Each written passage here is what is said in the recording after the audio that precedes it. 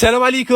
جيتكم اليوم مقروط المقلة المعسل سلطان المائدة الجزائرية بجميع أسرار النجاح تاعو، بلا فرينة وبلا بيض يجيكم يذوب في الفم وبنتو كالعادة الهبال تاع الدنيا. الحاجة الأولى اللي نديروها في كاسرونة نديرو كمية مليحة تاع السمن، نديرو معاها زوج مغارف كبار تاع المارغرين ونديروهم فوق النار حتى وين يذوبونا، ما تخليوهمش يغلو. نحكموا الجفنة تاعنا ونجيبوا الكيلة، لازم تكون على شكل نصف كروية، نديرو فيها 3 كيلات تاع دقيق، لازم يكون خشين ولا نصف خشين، تكون معمرة مليح بومبي. ندير معاهم قرصة تاع الملح ونحكم هذيك الكيلة نعمرها بهذوك اليدام، نخلي منها شوية من الفوق ونكملها زيت، ما تخلوهاش تفيض. نفرغ هذوك اليدام فوق هذاك الدقيق، ومن اهم اسرار نجاح المقروط المقله انه تدخلوا مليح هذوك اليدام مع هذاك الدقيق، لازم 10 دقائق وانتم تحكوا فيهم هكذا حتى وين تشوفوا الدقيق تاعكم ولا لكم ثقيل. هنا نغطوها ونخلوها تريح ليله كومبلي. بالنسبه للعقده تاعنا تاع اللوز تلقاوها مكتوبه تحت الفيديو بالتفصيل. نولوا الدقيق تاعنا بعد ما ريح ليله كامله نقسموها على 4 ونبداو نشمخوا فيه بشويه. نحكم القسم الاول نشمخوا بالماء والمزهر، وهنا لازم تشمخوا الدقيق تاعكم مليح، ما لازمش تخافوا. كي تحصلوا على عجينه من المومه هكذا نخلوها تريح 5 دقائق، اذا شفتوها نشفت زيدوا شمخوه حتى وين تحصلوا على العجينه شابعه ما وما تتشقق لكمش. هنا نحطوها في بلون دو طرافاي، نشكلوها على شكل حربوش، نحفروها هكذا،